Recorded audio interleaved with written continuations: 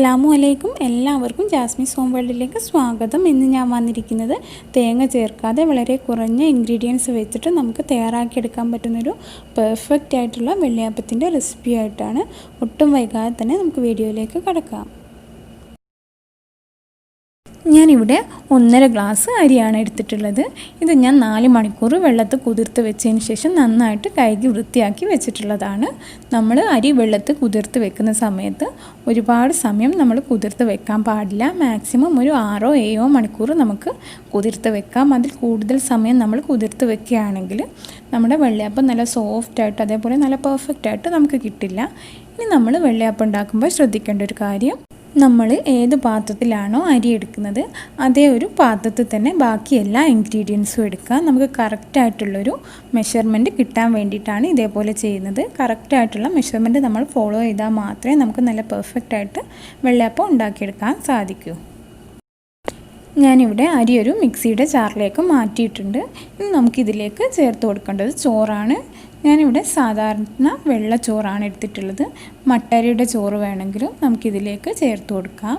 ഞാനിപ്പോൾ ഇവിടെ എടുത്തിരിക്കുന്നത് 3/4 ഗ്ലാസ് ചോറാണ്.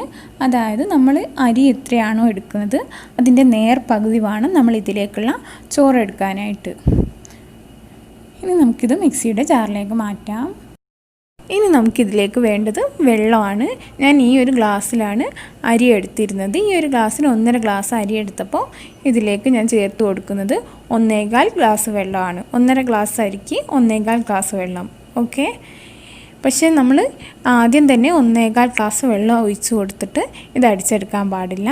ആദ്യം തന്നെ ഒരു 3/4 ഗ്ലാസ് വെള്ളം ഒഴിച്ച് നന്നായിട്ടൊന്ന് അരിച്ചെടുക്കുക. അതിന് ശേഷം ബാക്കി ചേർത്ത് കൊടുത്താൽ മതി.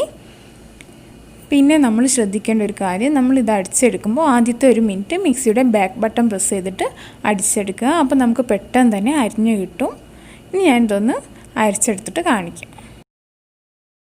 ഞാനിതിവിടെ നന്നായിട്ട് അരിച്ചെടുത്തിട്ടുണ്ട്. നല്ലൊരു മഷിപ്പരുവത്തിൽ വേണം നമുക്ക് നമ്മുടെ ഈ ഒരു ബാറ്റർ കിട്ടാനായിട്ട്.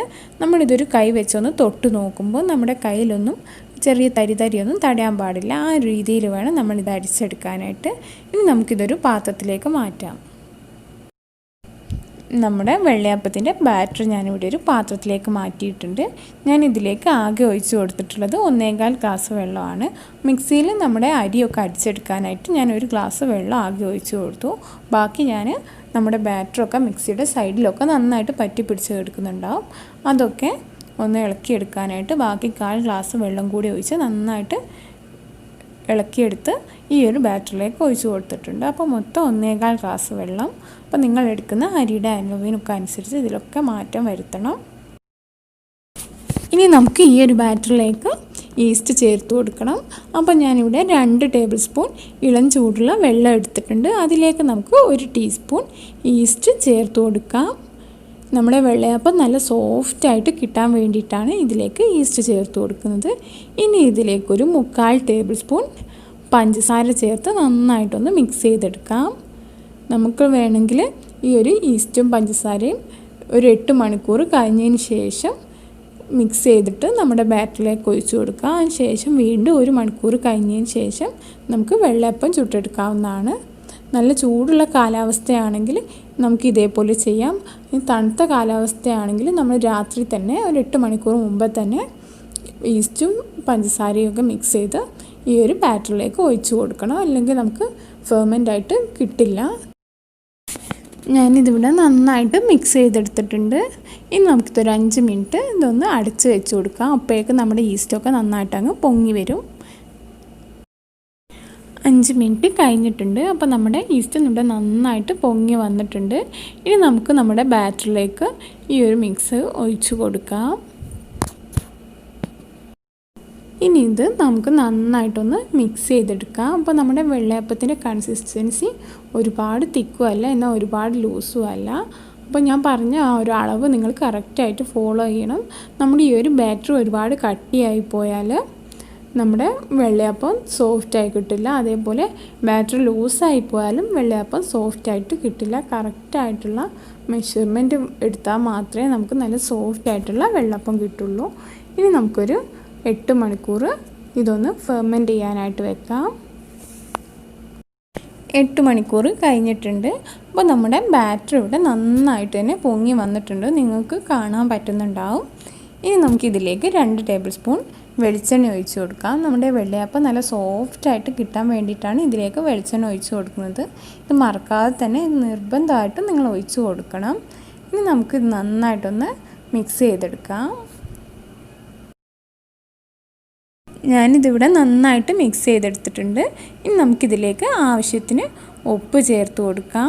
നമ്മൾ വെളിച്ചെണ്ണ ചേർത്ത് കൊടുക്കുന്ന ആ ഒരു സമയത്ത് തന്നെ ഉപ്പ് ചേർത്ത് നന്നായിട്ട് മിക്സ് ചെയ്തെടുത്താൽ മതി. ആ ഒരു സമയത്ത് എന്നോട് മറന്നു പോയതാണ്. ഇനി നന്നായിട്ട് മിക്സ് ചെയ്തെടുക്കാം. അപ്പോൾ നമ്മുടെ ബാറ്റർ ഇവിടെ റെഡി ആയിട്ടുണ്ട്. ഇനി നമുക്കിത് ചുട്ടെടുക്കാം. ഞാനിവിടെ ഫ്രൈ പാനിലാണ് വെള്ളയപ്പം ചുട്ടെടുക്കുന്നത്. നിങ്ങളുടെ കയ്യിൽ കുഴിയുള്ള പാത്രം ഉണ്ടെങ്കിൽ അതിൽ തന്നെ ചുട്ടെടുക്കാം. ഇപ്പോൾ എൻ്റെ കയ്യിൽ കുഴിയുള്ള പാത്രം ഇല്ലാത്തതുകൊണ്ടാണ് ഞാൻ ഫ്രൈ പാനിൽ ചുട്ടെടുക്കുന്നത്. ഇനി നമുക്കിതിലേക്ക് 2 തവി ബാറ്റർ ഒഴിച്ച് കൊടുക്കാം. ബാറ്റർ ഒഴിച്ച് കൊടുക്കുന്ന സമയത്ത് നമ്മൾ മറക്കാതെ ഹൈ ഫ്ലെയിമിൽ വെക്കുക. അതിന് ശേഷം ഇതൊന്ന് ചുറ്റിച്ച് കൊടുക്കുക. ഇതേപോലെ ഒന്ന് ചുറ്റിച്ച് കൊടുക്കുക. അതിന് ശേഷം നമ്മൾ പെട്ടെന്ന് തന്നെ മീഡിയം ഫ്ലെയിമിലേക്ക് മാറ്റുക. അതിന് ശേഷം നമുക്ക് ഈ ഒരു വെള്ളയപ്പത്തിൻ്റെ ഏകദേശം ഒരു 1/4 ഭാഗത്തോളം ഹോൾസ് വന്നതിന് ശേഷം നമുക്കിതൊന്ന് അടച്ച് വെച്ച് കൊടുക്കാം. നമ്മൾ ആദ്യം തന്നെ വെച്ച് കൊടുക്കുകയാണെങ്കിൽ നമ്മുടെ ഈ ഒരു വെള്ളയപ്പം നല്ല സോഫ്റ്റായിട്ട് നമുക്ക് കിട്ടും. പക്ഷേ ഈ ഒരു ഹോൾസ് ഒന്നും കറക്റ്റായിട്ട് കിട്ടില്ല. അതുകൊണ്ടാണ് ആദ്യം തന്നെ വെക്കരുതെന്ന് പറയുന്നത്. നമ്മൾ ഇത് അടച്ച് വെച്ച് കൊടുത്തതിന് ശേഷം നമ്മൾ ലോ ഫ്ലെയിമിൽ വെച്ചിട്ട് വേണം ഇത് കുക്ക് ചെയ്തെടുക്കാനായിട്ട്. ഏകദേശം 1 മിനിറ്റൊക്കെ വെക്കുമ്പോഴേക്ക് തന്നെ നമ്മുടെ വെള്ളയപ്പം ഇവിടെ നന്നായിട്ട് തന്നെ വെന്ത് കിട്ടും. നമ്മുടെ വെള്ളയപ്പത്തിൽ ഹോൾസൊക്കെ നന്നായിട്ട് വന്നിട്ടുണ്ട്.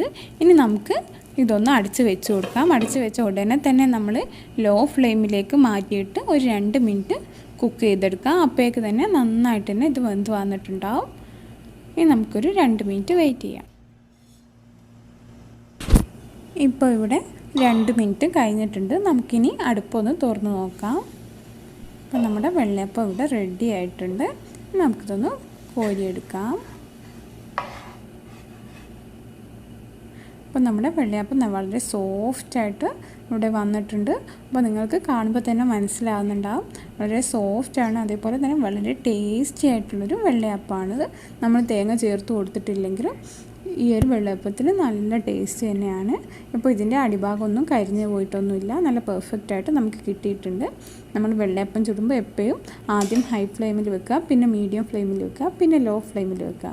നമ്മൾ വെള്ളയപ്പം ഉണ്ടാക്കുന്ന സമയത്ത് നമ്മൾ 4 കാര്യങ്ങൾ ശ്രദ്ധിച്ചാൽ നല്ല പെർഫെക്റ്റായിട്ട് നല്ല സോഫ്റ്റായിട്ടുള്ള വെള്ളയപ്പം നമുക്ക് തയ്യാറാക്കിയെടുക്കാൻ പറ്റും. ഒന്നാമത്തെ കാര്യം, നമ്മൾ അരി കുതിർത്ത് വെക്കുമ്പോൾ മാക്സിമം 7 മണിക്കൂർ മാത്രം കുതിർത്ത് വെക്കുക. അതിൽ കൂടുതൽ വെക്കാൻ പാടില്ല. രണ്ടാമത്തെ കാര്യം, നമ്മൾ എത്രയാണോ അരി എടുക്കുന്നത് അതിൻ്റെ നേർ പകുതി മാത്രം ചോറെടുക്കുക. മൂന്നാമത്തെ കാര്യം, നമ്മൾ ഇതിലേക്ക് വെള്ളം ചേർത്ത് കൊടുക്കുമ്പോൾ കറക്റ്റായിട്ടുള്ള മെഷർമെൻറ്റ് ഫോളോ ചെയ്യുക. നാലാമത്തെ കാര്യം, നമ്മൾ ഇതിലേക്ക് ബാറ്റർ ഒഴിച്ച് കൊടുക്കുന്ന സമയത്ത് ഹൈ ഫ്ലെയിമിൽ വെക്കുക. അതിനുശേഷം മീഡിയം ഫ്ലെയിമിലേക്ക് മാറ്റുക. അടിച്ച് വെച്ച് കൊടുത്തതിന് ശേഷം ലോ ഫ്ലെയിമിലേക്ക് മാറ്റുക. ഇത്രയും കാര്യങ്ങൾ നിങ്ങൾ കറക്റ്റായിട്ട് ഫോളോ ചെയ്താൽ തീർച്ചയായും നിങ്ങൾക്ക് നല്ല പെർഫെക്റ്റ് ആയിട്ടുള്ള വെള്ളയപ്പം തയ്യാറാക്കിയെടുക്കാൻ പറ്റും. അപ്പോൾ ഇന്നത്തെ ഈ ഒരു വീഡിയോ നിങ്ങൾക്ക് എല്ലാവർക്കും ഹെൽപ്ഫുൾ ആയെന്ന് വിശ്വസിക്കുന്നു. ഇഷ്ടമായെങ്കിൽ തീർച്ചയായിട്ടും ലൈക്ക് ചെയ്യുക, ഷെയർ ചെയ്യുക, കൂടാതെ ചാനൽ സബ്സ്ക്രൈബ് ചെയ്ത് സപ്പോർട്ട് ചെയ്യുക.